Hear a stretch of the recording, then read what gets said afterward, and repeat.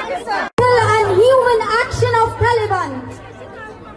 I just want to shout out loud. हालात तोड़े नहीं, कुछ ज्यादा ही बिगड़ गए। पहले यूके में जो है अफगानिस्तान के लोगों ने वहां के एम्बेसडर को जूता मारा। अफगान नेशनल्स ने, कुछ अफगान स्टूडेंट्स या अफगान नेशनल्स ने पाकिस्तानी कॉन्सुलेट फ्रैंकफर्ट ये चाय का सिला वो दे रहे हैं क्योंकि हमने उनको रहने के लिए जगह दी। अच्छा, उनको इतना सपोर्ट किया। हाँ। उनके बुरे हालात में उनका साथ दिया। अच्छा। और अभी वो हमारे साथ ही टांग गड़ा रहे हैं। अच्छा। ये जो कर रहे हैं बिल्कुल ही नमक हराम हरकतें हो रही है। अच्छा, जर्मनी फ्रैंकफर्ट में पाकिस्तानी कौंसुलेट को अफगानिस्तान के स्टूडेंट की जानिब से निशाना बनाया गया। कौंसुलेट के ऊपर शदीद पथराव किया गया, पाकिस्तानी झंडे को कौंसुलेट से उतारा गया, गालम गलोच और बहुत ही अजीब किस्म के मनाजिर जो है देखने को सामने आए। और ऐसा लग रहा था कि अफगानिस्तान के दिल में जो पाकिस्तान के लिए जो नफरत है वो पूरी तरह से जो है सोशल मीडिया पर दुनिया के सामने आ चुकी है।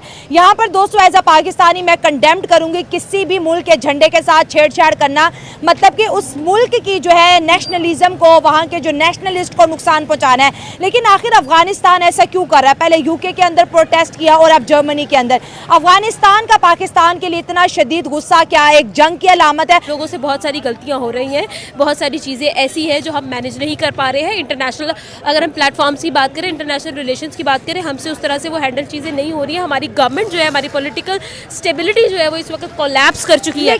लेकिन जो हेडलाइन पाकिस्तान के अंदर चल रही है कि अफगान की बढ़ती हुई इंडिया के साथ दोस्ती और पाकिस्तान की तरफ बढ़ती हुई दुश्मनी की वजह से जो है ना कहीं एक मुल्क को तो फायदा हो रहा है इंडिया को, दूसरी जानिब जो है पाकिस्तान को बहुत नुकसान हो रहा है। वहाँ पर भाई भाई का जो है अटैक चल रहा है इंडिया में और यहाँ पर जो है दुश्मनी अरूज पर है। यहाँ पर मैं आपको थोड़ा सा करेक्ट करूँ, भाई भाई का टैग नहीं, बाप बेटे का टैग चल रहा है, नंबर 1। नंबर 2, यहाँ पर हम लोग मतलब बहुत सारी जगहों पर इंडिया जो है अफगानिस्तान की सरपरस्ती करता हुआ नजर आता है और खुल्लम खुल्ला नजर आता है। ठीक है, इवन दो जब इंडिया अफगानिस्तान इस दफा सेमीफाइनल्स में जब गई तो सबसे पहले वहाँ पर तालिबान ने इंडिया का शुक्रिया अदा किया। और मोदी साहब ने भी एग्जैक्टली उन्होंने शुक्रिया अदा किया कि this is all because of India. India ने हमारी इस तरह की कोचिंग की है। जो भी उन्होंने बातें की वो यही चीज़ है कि वो हर चीज़ में खुल्लम खुल्ला ये कहते हुए नजर आते हैं कि इंडिया ने हमारा सपोर्ट किया, इंडिया ने इस तरह से किया, इंडिया ने उनकी फॉरेन पॉलिसी, उनकी हर चीज़ जो है वो नजर आती है। पाकिस्तान और अफगानिस्तान एक नए जंग में तो एंटर होने वाले नहीं है।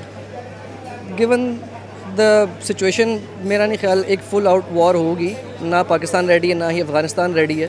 ठीक है, दोनों की इकॉनमी इस चीज़ की इजाज़त नहीं देती, ना ही दोनों के पॉलिटिकल स्टैंस इस चीज़ की इजाज़त देते। एक तरफ एक ऐसा नेशन है जिसको कोई भी दुनिया का कंट्री उसको लेजिटिमेट करार नहीं देता, दूसरी तरफ एक ऐसा नेशन है जिसके पास खोने को कुछ नहीं है। ठीक है, तो हमारे पास खोने को कुछ भी नहीं है। तो बात ये कि कोई भी नहीं जाएगा दोनों से। ये ऐसे ही चलती रहेगी जिसको हम प्रॉक्सी वॉर्स बोलते हैं, जो हम उनको दूसरे सिनेरियो पर देखते हैं। हम 3 पड़ोसियों की बात करते हैं, पाकिस्तान, अफगानिस्तान एंड इंडिया।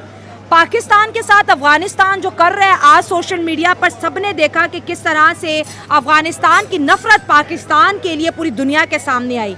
दूसरी जानिब अफगानिस्तान की मोहब्बत की अगर बात करें तो वो भारत के लिए ऐसी है कि अगर अफगानिस्तान के अंदर कुछ अचीवमेंट होती है तो वो भारत के नाम, भारत में कुछ अचीवमेंट होती है वो अफगानिस्तान के नाम। इवन तो जब उन्होंने वर्ल्ड कप जीता, प्राइम मिनिस्टर नरेंद्र मोदी अपने खिलाड़ियों के साथ अफगानिस्तान की तारीफ कर रहे हैं, तो वो तो भाई भाई बन गए। उनकी तो ट्रेड भी चल रही है, उनका सपोर्ट भी चल रहा है, उनके यहाँ इंडिया की इन्वेस्टमेंट भी चल रही है, उनके यहाँ जो है फ्रेंडशिप डैम्स भी चल रहे हैं। तो वहाँ पर तो अफगान इंडिया के खिलाफ तो नहीं हो रहा।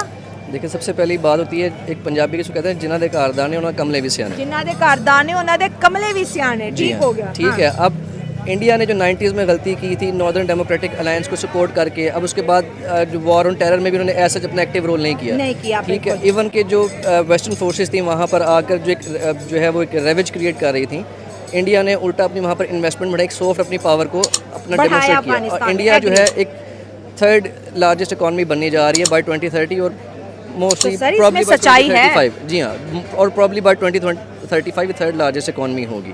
ठीक है, तो अफगानिस्तान को भी पता है कि किसके साइड हमने जाकर बैठना है, किसके साथ जाकर बैठना है। जहाँ तक आपने बात की है, जो उनको जाकर कर रहे हैं वो कंग्रेचुलेट कर रहे हैं, सारा कुछ कर रहे हैं, उनके रिलेशंस बहुत अच्छे हैं। उन्होंने इवन कि अपना एक ग्राउंड स्पेशली BCCI ने बनाकर उनके नाम दे दिए कि जहाँ पर सिर्फ और सिर्फ होम ग्राउंड जो भी अफगानिस्तान के मैचेस होंगे यहाँ पर होंगे।